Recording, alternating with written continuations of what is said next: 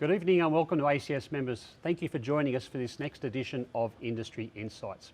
I'm very excited. I don't think you will have seen a bigger CV in Australian technology than our special guest tonight. Previously Managing Director of Apple Computers in Australia, Vice President, Managing Director of Asia Pacific for Apple Computer, CEO and Vice President for Microsoft across Australia and New Zealand, as well as 9MSN and various board positions including Telstra, David Jones and Medibank Private. I would like to welcome Steve Vamos, current CEO of Xerox, to join us this evening. Welcome, Steve. G'day, Andrew. Good to see you. Thanks for having me. Thanks for dialing in from New Zealand, and so great to catch up given what's been happening in New Zealand and the tidying up of COVID and not life getting back to normal. Why don't we bundle that 40 years of experience into that first question and just ask, what have you learnt in 40 years in tech? Yeah, look, I've lived through just about every wave of tech change since the mainframe. So the mini computer, the PC, client server, internet, SaaS, you name it. I've sort of lived through it. And there's one thing that I would say really characterises my journey, and that is that all that technology change has really enabled me to see that there are two fundamentally important things that underpin success when it comes to either using technology in a large enterprise, leveraging technology to start a business. All things technology are about change. So you've got to be really good at change. And then the other aspect to it, which goes hand in hand, is that if you want to be good at change, you have to be good at the human element. Because technology is not the innovator, and organisations don't change unless their people change. So it's really important to never, ever underestimate, and if anything, overemphasise the importance of being good at change and also really taking that human element into account. And now that there's a couple of examples of where that really became clear to me. And it was even as a vendor of technology in my time at IBM and Apple and Microsoft, I noticed the same technology in one organisation was deployed successfully, but then in another organisation, it wasn't deployed successfully. It was the same tech. And that's when I started to realise that it's really about the ability of an organisation to embrace that change and also to bring people on the journey. And then it really became clearer to me when I was CEO of 9MSN. It's a long time ago now, but it was at the dawn of the internet advertising era. And 9MSN was built by Microsoft and PBL, putting $50 million each into creating an online business in a market that didn't exist. There was no online ad market. And all the experts were saying, online advertising will never pay, banners don't work, look what's happened 20 years later, which actually is a story in itself, because being an expert can also be very dangerous when change comes along. But at 9MSN, rather than selling technology, I was there to use technology to build a business. And I realised all my challenges, whether it was application backlog, quality of service, in terms of reliability and availability of our service over the internet, all of these issues we faced really went well beyond technology into managing, leading change, and really making sure we had people on board. So, if I encapsulate it, that's what I've learned in 40 years, and that's my obsession even today in my role at Xero as CEO. What about, what do you look back fondly? You've worked with all the big brands, some of the fond times at Apple or Microsoft or IBM. Yeah, look, I mean, it's very hard to reflect on my time at Apple without thinking about Steve Jobs. So I was at Apple for 5 years and we had 3 CEOs during that time. By the way, the Apple share price got down to $17 during that time. And Apple, quite frankly, had lost the plot and was trying to chase Microsoft and Intel very, very hard and play their game rather than be different, which has always been Apple's, let's say, at the heart of what Apple is all about.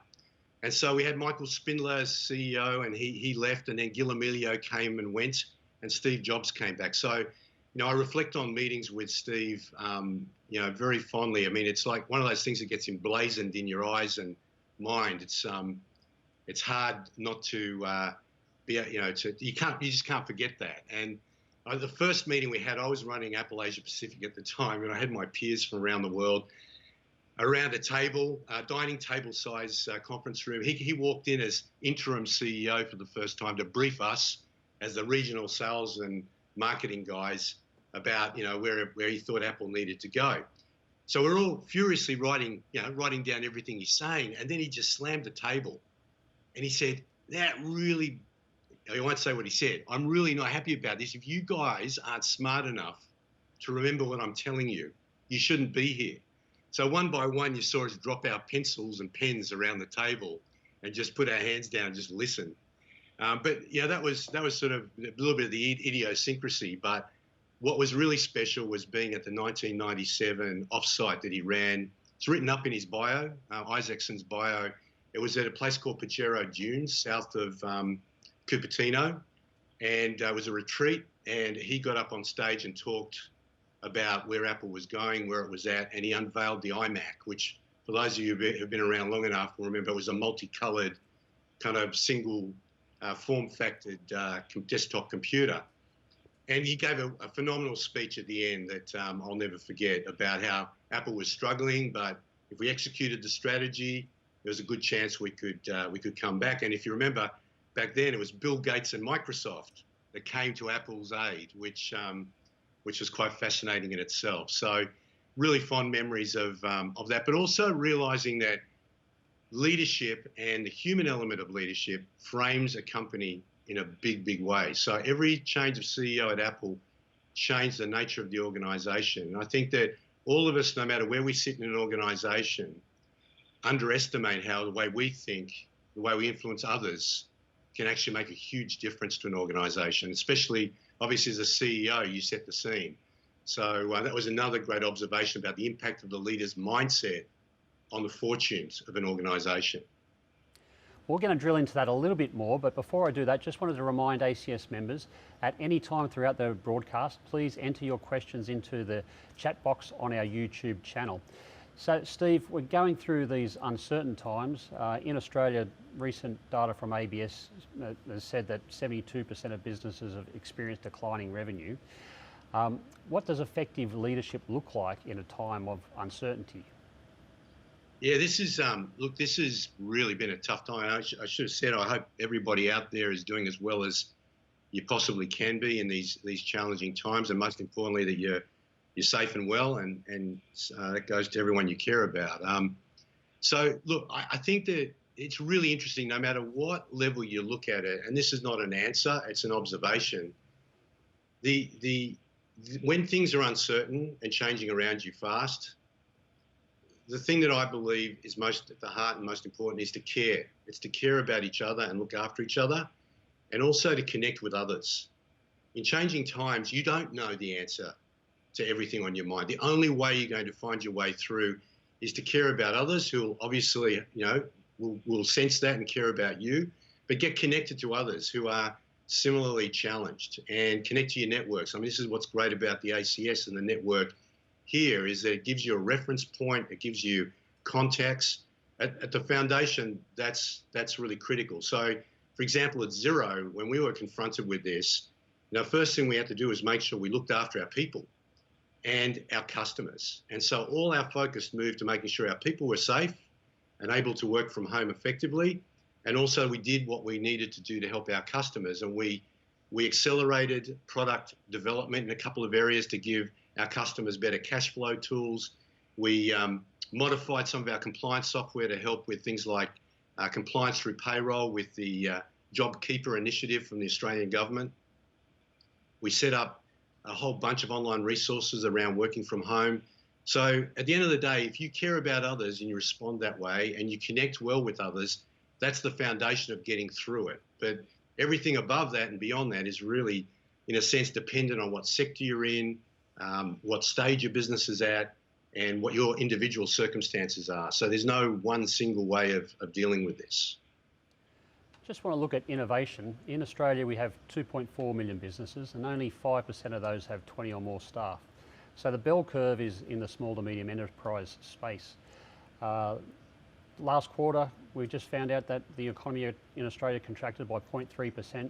And given that we lost almost 600,000 jobs in April, it's clear that our first recession in 30 years is just about to hit us. How do small to medium enterprises are very much in survival mode? How do organisations and businesses innovate in an environment where there's economic contraction? Yeah, well, what we're actually seeing, if you look at some of the activities of small businesses that really catch your eye, it's what's the old saying? Necessity is the mother of invention, right? And you're seeing many small businesses doing some phenomenal things to pivot, innovate, and change the orientation. You know, whether it's the yoga studio down the road that is now online. There's a company called Stage Kings, one of our exemplars, that were building stages for, you know, obviously for physical theatre and other performances. They've pivoted to making desks, you know, one of those tall desks that you use if you want to stand and use your computer. They've pivoted to make office furniture for people working from home. So again, it comes down to the individual drive of that business operator to meet the challenge and to find ways through. If there was a single formula that everyone could follow, we all would. But it is that desire, and we're seeing it. We're seeing it in our small business customers. And the nice thing about our small business customer base, and also what we have in Australia and New Zealand, where our penetration of Xero cloud accounting software is really high. Like over 50% of Australian small businesses are connected to cloud accounting.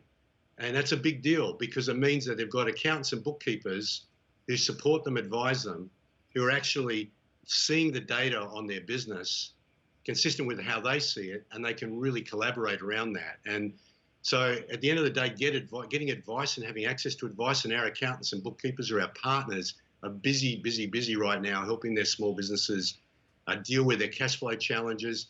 And we've been helping as well in terms of helping them get access to the government support. And we should be thankful for the support our government in Australia and also over here in New Zealand is offering small business, because to this point, it's helping many of them stay afloat. So we just got to hope that they can get through this. But it's very much about that desire to survive, getting good advice, and finding ways to leverage technology if you can to open up new ways of reaching your customers and providing new services. Let's spend a few moments looking at Xero's journey. So a collaboration platform with open APIs. Talk us through how the organisation's grown and the collaboration mindset and what that means. Yeah, it's really interesting. It's also a good example of what I was saying earlier on about what I've learned. And, you know, Xero's story, for those who know about us, people might say, oh, these guys changed the world by creating a cloud-based accounting solution. And, you know, if you look at our competitors today, the significant competitors are all desktop-based originally, who are trying to make the transition. They're at different stages of transitioning to cloud. But people would say what Xero did was create a product that was really good. That's a big part of the story, but the bigger part of the story is change and people. It started off with our founder, Rod Drury, wanting to collaborate better with his accountant, Hamish.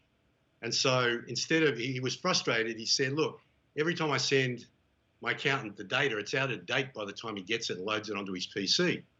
So that was the original vision of collaboration. Why can't a small business and its advisor look at the same data at the same time? Now, that was then where the journey of Xero engaging and helping accountants and bookkeepers transform their practice eventuated. And it was a great opportunity there to say to accountants and bookkeepers, hey, wouldn't it be great if you're connected to your clients and you were all looking at the latest data? It would make your job more efficient. But what the second phase that was most fascinating was the work Xero did to encourage banks to connect through open APIs to Xero, or through APIs to Xero. And so what that meant, the killer app that launched Xero to be what it is today, was being able to do the reconciliation, your bank rec really conveniently and easily, and therefore update your view of cash flow and update your accounts. So that was a collaboration, and that was change. It was changing the banking sector, it was changing accountants and bookkeepers. It was also about changing the mindset of small businesses to get them engaged in a tool and a platform that can really help them do business better. One of your mantras that I've heard you use a number of times is that technology is not the disruptor, people are. Just want to walk us through that, what that means in practice. Yeah, it's in a sense, it goes to the heart of we're very quick to look at the tangible thing and say, oh, if you look at Google, great search engine. You look at Microsoft, you say Windows. Well, they're absolutely synonymous with the success of those companies. But how did it happen? It happened because people were inspired. People were convicted, committed, and driven enough to make change happen, to change the world in their way, in the way they wanted to change the world. So the reason why I call that out so much is that gets lost a little bit, that we get caught up in the intangible piece of the technology itself, and we don't put enough effort into really making sure we're good at change. Change is human. If you think about it, nothing much changes unless a human speaks or writes to another human. So when you think about that, you go, okay, so it's a human thing. Well, humans' reaction to change, you're starting off behind the 8 ball already, because initially, whenever a human being is confronted with change, our default setting is to fear it until we understand it. And that's a good thing. That's why that's survival. That's something that's instinctive, and it can be a positive, but we don't do enough to overcome it. Because once we acknowledge it, recognize fear, we can overcome it, because there's lots of fears. As people in workplaces, we fear making mistakes. We fear hurting feelings of others. We fear looking stupid, asking the wrong question. And those fears get in the way of change. And so it's really important we acknowledge that, because there's a lot of stuff being written today about what makes a great workplace, a great team, a great culture. And Google did some great research in a project called Aristotle, where they did research on teams and found the best teams have one thing in common: psychological safety. It is safe to be you in that team. It is safe to challenge others in that team. It is safe to say what you think openly in that team. And if you think about that, that's at the heart, in my view, of where it all begins and ends in terms of how successful you're going to be in leveraging technology to really produce the outcomes and the aspirations of those behind it. So, that's I guess a little bit of a snapshot into the way that I see it and think about it. Just wanted to look at, given your intimate understanding of the Australian economy, and quote the Harvard study on complexity of global economies. Australia is currently ranked 93rd in terms of complexity, and that looks at the know-how and knowledge of your people. What sort of challenge does that pose for Australia going forward, particularly in a downturn market, but also more broadly in the next 2 to 5 years? Yeah, look, it's interesting because I did have a quick peek at that research, and it doesn't. I think rating Australia number 93 is a bit tough, to be fair. I mean, it is based on 50% of our economy being around resources, and we have, by the way, in the mining industry, we are amongst amongst the most advanced users of technology in those sectors.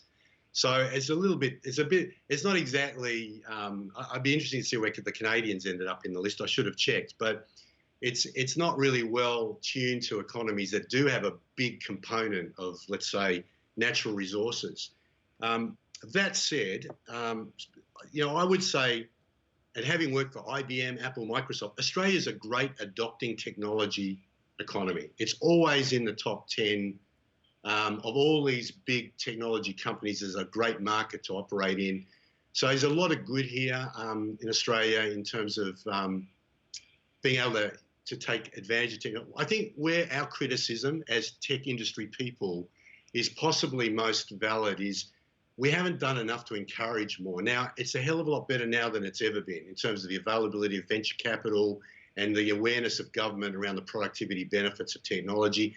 And in fact, I've got to say that our success in Australia and New Zealand and the UK is really helped by government driving digital business connections to small business. So the Australian Tax Office and the way that they have really driven that connection, whether it's through post GST, being able to file your returns online, single touch payroll, which has just been an initiative recently. They're doing things like that which really encourage, in a way, make it hard for small businesses and businesses at large not to adopt more technology. there's really powerful stuff that they can do, and the more they do, the better in that respect. But I think that we'd all like to see Australia taking more advantage of what technology can offer. We are on a journey. I'm an optimist in these things. I think you can always, say, well, there's more. The glass is half empty. But I think that we have made progress, and we need to. So more and more encouragement of the establishment of small businesses, new businesses, and venture is really important. And probably going back to what I was saying earlier, I do think that I haven't seen any government. The Scandinavians have done a bit of this stuff, but no government that I'm aware of in the fullest extent has driven programs to help businesses change. And that's really about helping the owner or the leader of the business and the management of the business change, to embrace technology and to go on that change journey. So there is something there, and it was part of an initiative I was involved with about quite some. It was back in. It started off. Let's see. We finished up in around 2012, 2013, but it was really trying to say that we should encourage in Australia really progressive workplace practices and thinking around not just the use of technology, but the way you encourage people to innovate, to be the best version of themselves in the workplace. Yes, we do want to be positive. Just to look at the current climate here in Australia. So with the borders being closed, I think there are estimates that anything up to 30,000 skilled migrants are no longer available domestically. And work that we've done with Deloitte Access Economics over the last 5 years forecasts a continued 100,000 shortfall of tech workers. How can businesses be successful in an environment where access to tech talent is tricky? Yeah, look, this has been a long-standing issue and concern. When I joined the IT industry, I was recruited by IBM straight out of university, and they invested in me. They did everything from put me on training courses to putting me out into an IT shop for 6 months as a programmer, and really learning what it was like to be in the tech industry. Because back then, which is a long time ago now, 40 years ago, there was no base of skilled IT people. I mean, these big companies, whether it was IBM and others, went right back into recruiting straight out of university and developing their talent. I think that if the environment stays constrained, there's going to have to be stronger connections between enterprises in the tech sector or who need to get access to good tech skills and the education institutions, be it schools and universities, to do everything that we've talked about for many years. And there have been efforts around making sure there's more people entering, in universities into courses that support the technology industry, and similarly science and maths and other subjects in high school. So I think if we find that we're in a constrained environment for very long, I don't think anyone's got any choice but to dip back deeper into the supply chain of people and to take even greater interest. And there used to be when I was a young guy coming out of university and going from school to university were cadetships. So organisations actually did spend a lot of time getting involved in developing the talent, getting access to that talent. But it is an ongoing concern. I think it is always going to be, because tech skills and every industry is becoming digital, every industry. And so I think there's going to be a talent shortage for a long, long time to come. What about, I think COVID-19 taught us how important some supply chains really are. And when I think of access to face masks, to the ventilators, there was some clear breakdowns that made access to equipment really challenging. If we look in the tech sector, and the top 14 economies globally, and there are billions of investments in artificial intelligence, Australia is a fair way behind. From your perspective, how important is it to build a sovereign capability in artificial intelligence here in Australia? That's a great question. It's really interesting. You really have to break down and I guess confront some of the realities around what's happening. In a way, the AI, machine learning platforms that are evolving at global scale, just as the tech industry has typically evolved in the past. If you look at pretty much every wave of change, it ultimately gets the platforms that are really scale, are developed, and in a sense, because they require a lot of investment, they're developed by big players. And so then you say, well, does that mean there's no space for us, in Australia or in other economies if you have, let's say, the Googles, Amazon, Microsoft, those companies really dominating there? And I think it really comes down to what is your perspective on AI and machine learning, and where does that come to play? I think, again, I would have every expectation that Australian organisations will embrace and adopt what is possible. So, for example, startups that are building their business on AWS are going to get access. They get access to those tools and services that they could never build. And so then it comes down to, is it AI and machine learning that's really the key here, or is it the problem you're solving? And so I always say that with all of this stuff, big data, when we're talking about big data, which is now, we don't talk about big data as much anymore because AI and machine learning have kind of become more what we are talking about. But the truth is, big data and access to data has enabled those latest trends. If you look at those things, it's really, the key is, what problem are you trying to solve? And we should be really smart about that. I think every business should be smart about that. I think from a Xero perspective, we know AI and machine learning are going to be massive in the future of our business. So the way we're looking at it is, let's broaden the application suite that our customers use on the Xero platform. We're fortunate because we've got 800 applications on the Xero platform that are built by third parties.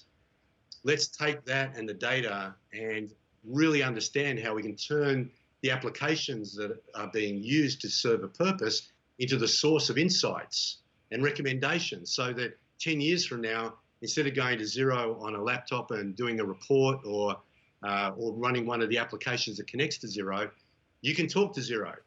And Xero can tell you, hey, these are the top 3 things you ought to be thinking about today. If you really want to make sure your business, call this customer, they haven't ordered for a while. Look at what you're selling on this product because it's slowing down in sales and not selling to how well it has been in the past. So the future is insights. It's not AI and machine learning, it's insights. It's predictive, it's insights that really help humans do what they do better and amplify what humans can do. So AI and machine learning, from a technology viewpoint, there's definitely opportunity there. I do think the platforms are going to be global scale, which is going to make it tough, as it always has been, for countries like Australia to dominate in that landscape.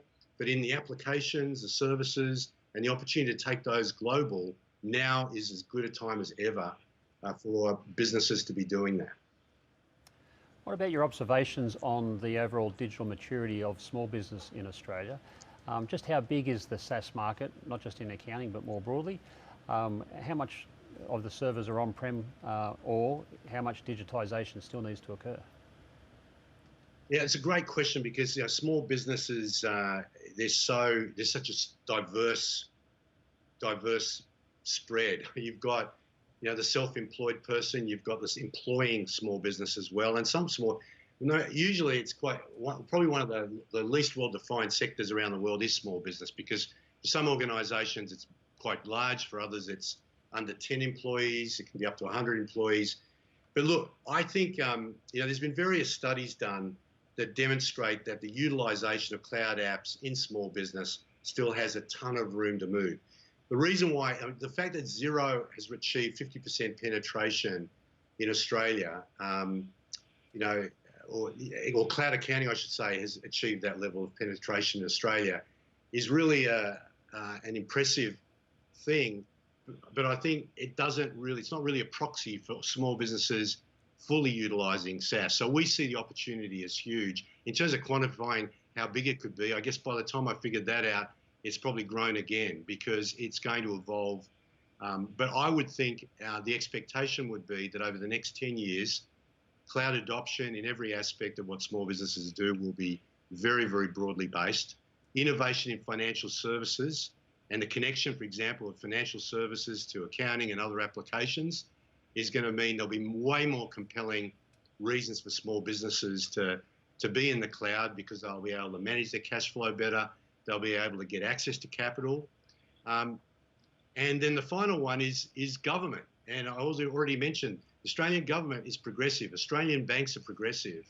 You know, we do actually line up pretty well when you look at that sector around business. So I think that I'm very optimistic that over the next 10 years, we're going to see significant take up. And, you know, even what we've experienced through COVID, where, you know, we almost went cashless for a period of time. Certainly in New Zealand we have. You know, I know Australia operate a little bit more through this, but generally speaking, I think 10 years from now, you've got to believe that for a whole bunch of reasons, we're going to be very close to cashless. In prepping for tonight's stream, a number of times you said that you cannot scale without operational excellence. So for our tech startups in the ACS membership, what does that mean in practice? Yeah, look, I've had quite a bit of experience with tech startups. I've been the chair of a couple and been an investor in a few.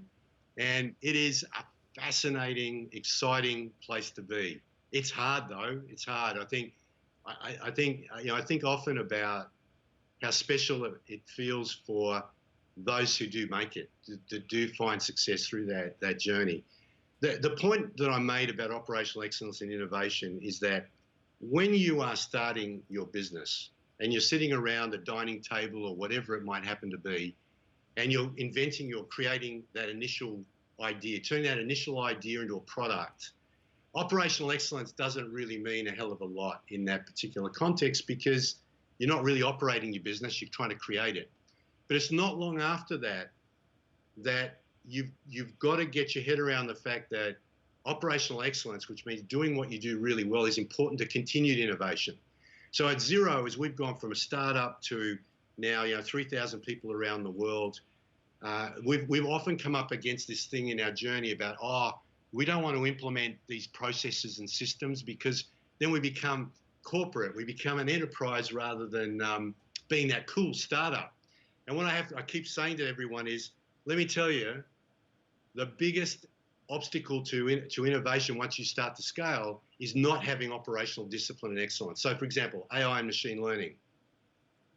If you have ad hoc ways across your organization of dealing with data, it's going to be much tougher to take advantage of AI and machine learning. So the point is that as a startup founder, one of the challenges I used to have as an advisor was I'd say, hey, put your thoughts down in a spreadsheet. And they'd look at me and go, why? Why do I need to put this into a spreadsheet?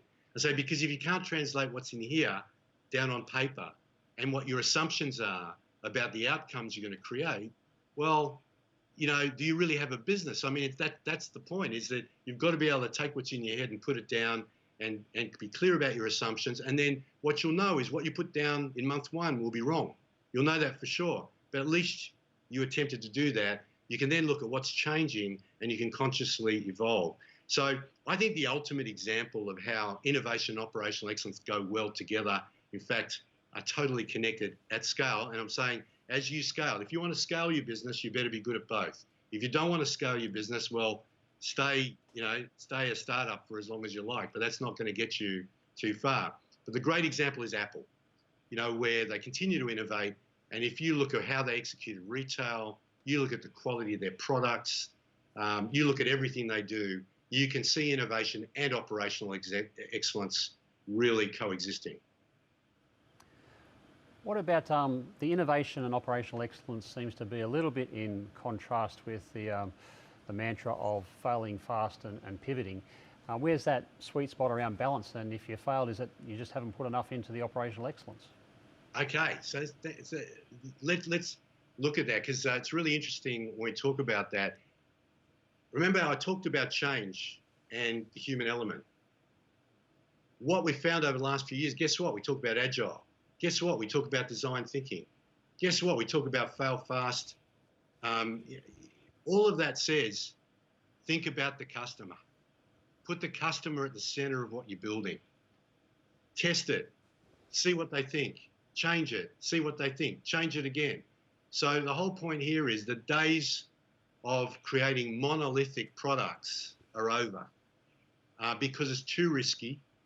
It's it goes against the principle of SaaS and the internet, where the customer is on the other end of the communication line, the phone line. I mean, the customer is there, so why not engage them in the process of design and development? So I agree with that. That you should definitely be testing your ideas. I mean, really smart people who are starting businesses get customers to pay for them to develop the product. So before you even spend a minute building the product, why not scope it, take it to a customer and say, hey, I want to build this for you. Would you pay me? So that's why I think that principle absolutely stands. What about in this environment, again, economic contraction? We have 1,750 mature tech startups in Australia. Any tips on securing capital in such an economic climate? Yeah, look, the sense I'm getting is that it's going to be tough for a while, but it's always tough. Being a startup looking for capital is never, ever easy. And it's quite interesting. It doesn't matter who you are, who might be involved with you, it's going to be a challenge. So I think, first of all, I would say it is one of the areas where you need to be very resilient, because you'll get lots of no's before you get yeses. And I think if you've made it to this point, and you're in business, you're probably right now trying to conserve cash a little and hopefully come out of it. But the idea is you've got to be able to engage people. It's really that connection. Connect with people, find investors, find people who share your vision. Because the biggest currency of a startup is actually not money, it's belief. Because it's the belief the founder has that can spread to belief investors will have. And it's, again, this is how human this gets. Like, you can't get more human than saying the existence of a business is dependent on the belief of the founder and the investors. And that's the truth. The money follows the belief. The belief doesn't follow the money unless you've got a wad of cash in the bank and you start spending it without really thinking about what you're going to spend it on. So you have to be really clear about the problem you're solving. It's incredible how even with significant businesses, how poorly they articulate their value proposition, how poorly they talk about the problem they're going to solve. You've got to spend time on that. What is the problem I'm solving?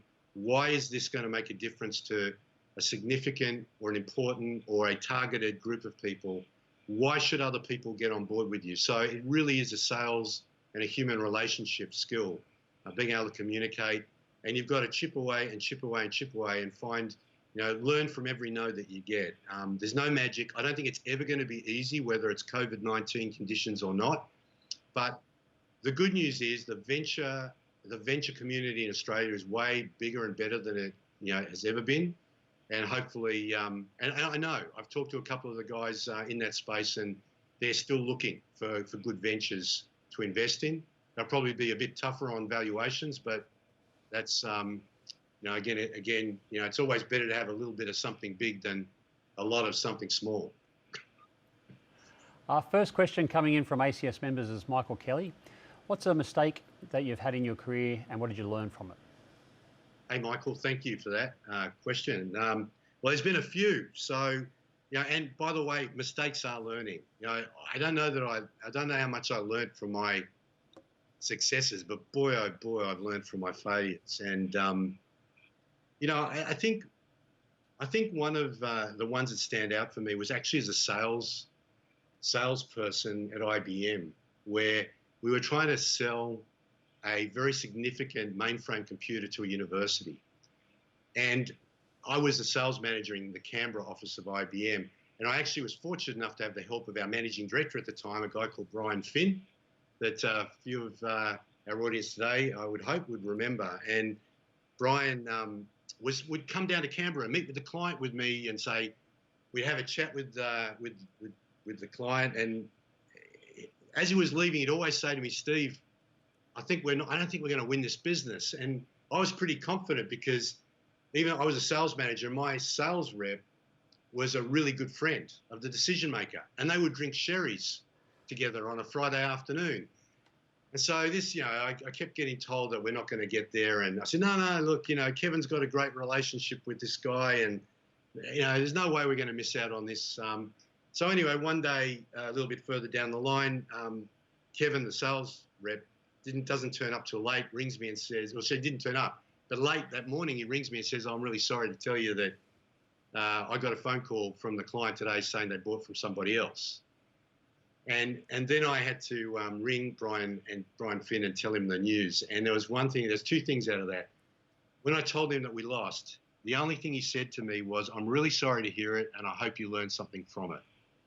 He didn't say, I told you so. He didn't yell at me. He didn't scream. And so I learned there's a real power in hearing and accepting bad news in a respectful way. And so remember, people are afraid of making mistakes. If you respond the wrong way to their mistakes, they will never try anything again. So that was great. And then the second thing I learned is ask the hard questions as a client. Never believe you've won the business until you really know you have. Because if you don't know you have, you haven't. So I never, ever fell in the trap of losing business that I never fell in the trap of not qualifying really clearly whether or not I was going to win the business or not. So learned a couple of lessons out of that have stayed well with me for many years. Thanks. Next question is from Bilal. On behalf of our students, with these unprecedented times and restrictions in place, how do our graduates from universities go about securing their first job in computing? Well, I think it's a double-sided question too, because the question is, one of the things for us, we're now 3,000 people working from home. Hopefully that'll change reasonably soon, but we're onboarding people now. We've had to change our processes to be able to interview, recruit, hire and onboard people without them ever coming into the office. So I think that to maybe give people a little bit of hope, I think that organisations that draw from great talent coming out of university, and we have a graduate program. I think each year we hire, in the order of 50 graduates into Xero. We put them on a graduate program for 12 months, and then many of them move into Xero beyond that, into different roles. So I think that the challenge is as much how our organisation is going to recruit in these times, and those who have a real eye on the future are going to try and find a way to do that. But I don't have any magic answers. I do think it is a challenging time for those graduates, and all you can do is make the job of those organisations that you're interested in a little bit easier by representing yourself well with them and really trying to get in front of them, be it remotely if that's the only way you can. But it's a tough one. I'm not sitting here saying that there's obviously easy answers to that question at this particular time. A question from Susan. How do you prepare teams to respond to criticism when they can't meet customer expectations, particularly when the better you serve, the higher they become? Well, look, at the end of the day, it comes down to how satisfied are your customers and are they moving in the right direction? I think it's a question that's probably got a little bit more nuance to it than I can kind of pick up from it literally. But my experience would be what we track, Net Promoter Scores. We also get feedback from our customers. That informs our product teams. Our customers, your best customers, by the way, are often your most critical.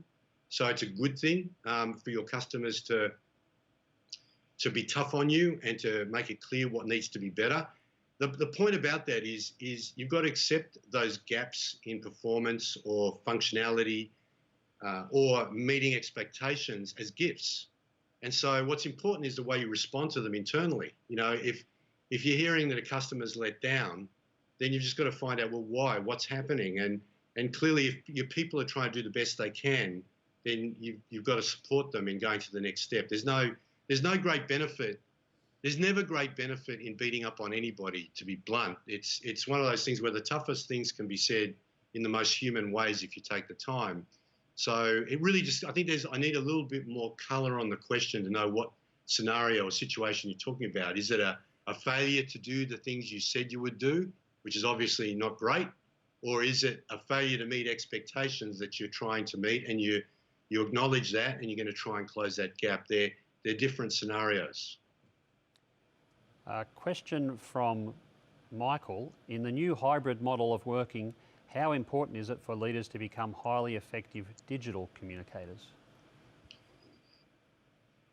Yeah, I think it's really important. I think there is a silver lining to what we're going through. You know, it will be that all of us in some shape or form in our lives have had more exposure to SaaS-based communication technologies. I think, you know, most people, I would think a lot more people, it's accelerating that confidence to use these tools to communicate. So, I mean, I think it's fundamental. I don't know. I don't know how you stay relevant as a leader in the world we are now living in and the way it's evolving without being proficient and comfortable working in a digital form. So it's pretty fundamental, and there's some great tools out there. We're using a lot more tools now as well that perhaps were less used because, you know, we've got product teams working in completely different locations. They're in their homes, and you know, the theory was they all had to be pretty closely huddled up together, and we're finding ways around that using these tools. A question from Elizabeth. What skills would you say are a must-have to survive in the future of our tech profession? I think the skill that I think, one of the books I've read that I really enjoyed and I got value from was Satya Nadella's book, the CEO of Microsoft's book, which hit refresh. He talks a lot there. It's a human element, you know, and this doesn't mean you have to, you know, love hanging out with people and socialize lots with people. It means being able to empathize with others, you know, and understand others, because more and more of our work worlds are interconnected. You know, when you talk about, if I look at Xero's strategy and the things we have to get done, they're not functional. In other words, they don't sit under one function of the business. They sit across them. You know, the days of optimizing your business by getting your finance function to work better, you know, we've pretty well nailed how you run a good finance function, even though not everyone's doing it. But, you know, the upside isn't there. The upside is how that function interconnects, you know, into your product development and choices that you make around what product you build, your investments in new markets. So it's the commerciality, which means everyone in some form needs to have an affinity with the big picture. They need to empathize. So even if you're sitting in the corner coding all day, you will code better if you have a connection with, an interest in, an understanding of the big picture of why your organization exists and what your organization is trying to accomplish. So the challenge for leaders is to really make sure that that connection exists. So now I want every Xero person to understand their connection to our big picture, you know, which is, you know, to really help improve the lives of small business and their advisors around the world. So they've got to have an affinity with that, because then the choices they make every day are going to be better choices about what they do. Next question is from Ravi Raj. How do you propagate change in a big organisation without impacting the employees' current deliverables? Well, sometimes that can be pretty tough. I mean, that's part of the challenge of change. You know, one of the failures of strategy is that, you know, people at the top come up with these grandiose plans. They essentially run off to their own functions, load the existing functions up with the extra work, and not everything gets done because there hasn't been a respectful bottoms-up, top-down conversation about what is doable. So I believe that strategy has to cascade to every level of the organisation, right down to the employee, so that if there is a trade-off to be made, and that's what strategy is, it's choices, that you make those trade-offs thoughtfully. And a real danger and bad attribute of leadership is to just let other people figure that out and not care. Because what will happen is it all flows down, not everything you want gets done, and you don't execute your strategy because you didn't respect the fact that your people were already busy doing other stuff. So you have to help them solve that problem. It might be that you say, we stop doing that stuff or some of that stuff. Or you have to confront that if you want them to keep doing that stuff, you've got to get other people on board to help you do the new things that your strategy dictates. So it is the ultimate I always say I was taught strategy, which was, the old SWOT analysis and how you do that. I was taught how to manage people. I'm very thankful for the training and development I got at IBM and Apple and other companies, on those two things. What I was never taught, and I didn't learn until not as long ago as you might think, was alignment, the importance of the alignment process. And most organizations don't do alignment well. In fact, there isn't even a common language or system for alignment. And you'll find that the alignment of strategy with the life of everyday people doing the work at the front line of organizations is generally poorly cascaded. And it's because they avoid that detail of debating the fact that our people are busy doing other stuff. What are we going to do about that? And so they just hope that someone else will figure it out. Well, unfortunately, you won't execute your strategy well unless you take a significant interest in that trade-off that other people need to make about their workload today versus what you would aspire for it to be. Next question is from Shashank. Any tips or advice on how you kept up to date with our industry over 40 years? I'm really struggling. I'll be totally honest with you. I think that's one of the interesting things. That's one of the reasons why people like me have to be very careful about what they think. So if you look back at the history of the IT industry, good transitions through waves of change didn't often happen, right? And what I mean by that is Digital Equipment Corporation. They were the leaders of the mini computer phase of the industry. And mini computer took, in a sense, what the mainframe gave large enterprise to more and more enterprises around the world. It was many years ago now, 80s. And Ken Olsen was the genius founder of Digital Equipment Corporation.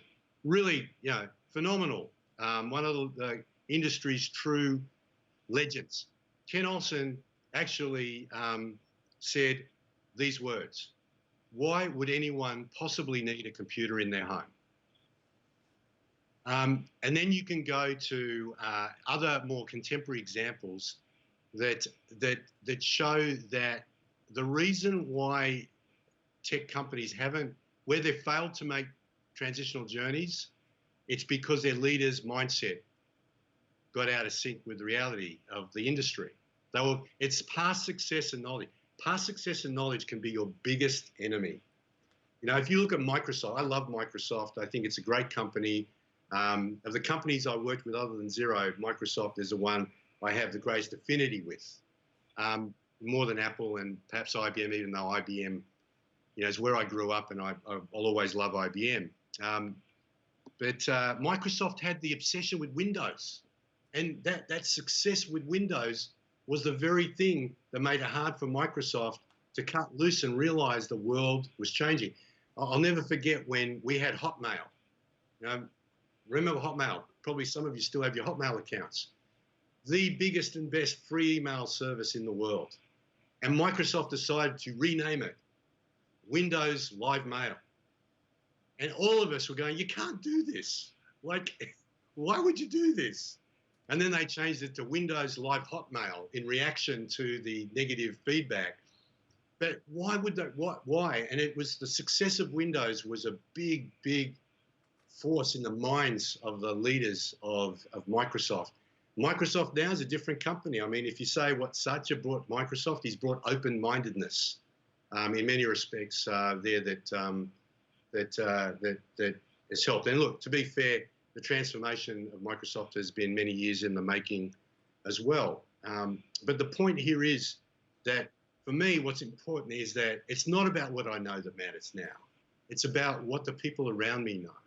And it's about being open to change and willing to change and not attaching myself. Whatever worked for Xero to get us where we are today, we have to be willing to let go of it if it isn't going to serve us well in the future. And so it's a mindset that I take forward. I do dig in and drill into AI and machine learning and different aspects of where our technology is going. I don't spend as much time there as I wish I could. There's a lot there. The thing is that I get a little bit of comfort from the fact that at the end of the day, the fundamentals are still very much the same. The fundamentals of what makes for a good technology, a good IT system, product, the solution, and more it's about the customer's reaction and the customer's engagement in it than it ever has been before. Next question from Jenny. Did you ever just want to give up? Any suggestion on what to do when people want to give up and how to build resilience? Yeah, look, and right now is a time where this is hugely important question, and it's a hard one. It's a very personal question, because I think that the extent to which we are resilient is a function of so many things. It's a function of how we are made up. It's a function of the situation we find ourselves in. It's a lot to do with our makeup, and so I think that it's why I always say, it's why I can come back to this principle that caring and connecting is so important. That if you are struggling, get help. Like, I really mean that. Like, do not hesitate to reach out to someone for help. And professional help. There's no shame. There is no shame. There is absolutely no shame in seeking help for whatever it is that's happening in your heart, your head, whatever, because we all go through that, and we all rely a lot on those we can reach out to. Now, some of us have partners or family that we can reach out to, but often, it can be even more personal than that. So getting professional help as well, if you're struggling, is really a super important thing to do. And one of the things I'm proud of is that in our New Zealand business, under the leadership of our managing director there, Craig Hudson, we've made a service that we provide our employees, the Xero Assistance Program, available to all our accountants and bookkeeping partners. So if they want to get access to that service, they can, and that's on us. So, we're also doing similar things to support not-for-profits in that space. But there's no formula for how you deal with these things, because it is a personal thing.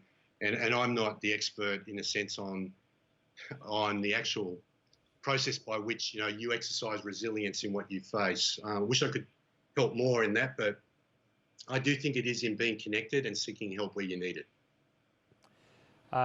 Next question from Teja Sweeney, picking up on your earlier comments. So to what degree does Xero use machine learning and AI now, and how will that change going forward?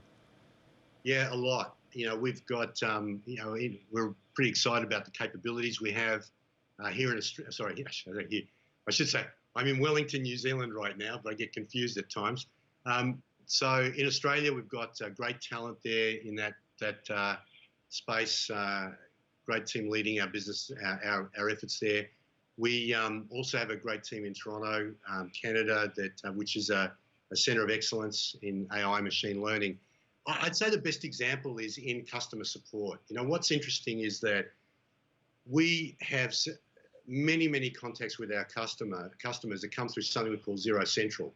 And the team at Xero Central has executed beautifully for a number of years. And now we can serve 96% of our customers, answer their questions to their satisfaction, purely leveraging AI and machine learning across the knowledge base and data that we have in our customer experience team. So what we've done is, on one hand, people say, well, you don't have phone support. Now, it's not 100% true. What happens is that we do ask our customers to log their request for help. And we do that to build that database and to build that knowledge base. But then if a customer is really stuck, those 4 or 5% of customers that we do need to have a person help them, we do reach out to them. So we will call them to have a conversation about their issue and help them out. So we're using AI and machine learning in the best way to make that process effective for our customers and really efficient financially for Xero shareholders. So that would be one of the prominent examples. But right the way through our products, we're using AI and machine learning to make data ingestion a lot more efficient, to make workflows more efficient as well through the accounting and the small business process that goes with it. Thank you, Steve. We might finish with this last one from Akash, who's really keen for your own personal journey. Where is Xero today versus where you thought it would be when you first joined as CEO? What's been the differences? Yeah, look, it's it's where I thought we'd be. It's funny. I was fortunate in that I worked with our founder, Rod Drury, for 18 months before I became CEO. So, I feel phenomenally lucky to be, responsible and involved and working with the great Xeros around the world to take us to where we want to be. I mean, our eye is more on 10 years from now and making sure that our board, our management, our people really understand that we are long-term growth-oriented business with a lot of work to do. We're only scratching the surface of what it really means to support small business with the power of cloud accounting and cloud software. So because I worked with Rod for that 18 months before I became CEO, the work program that he and I designed together is the one that we've been executing. It's about really making sure our product teams are aligned with the customer and our commercial desires, making sure our global sales and marketing teams are aligned globally, but also executing with our local customer at the heart. And making sure we invest in Xero for innovation and also for continued development and operational excellence, as we talked a bit earlier. So the agenda was pretty clear when Rod and I worked together, and it's great to have him on the board of the company. And that's the journey that we're on. And 10 years from now, we think we can do a lot more than we are today. Steve, thank you so much. You've been very generous with both with your time and your insights. On behalf of all of our ACS members who have joined us tonight, thank you so much. For our ACS members, thank you once again for joining us for Industry Insights. We're on every Thursday at 5:30 p.m. And a big thanks on your behalf to Steve, being a couple of hours in front of Australia. So take time out of your schedule and join us live. We'll see you next week. Thank you.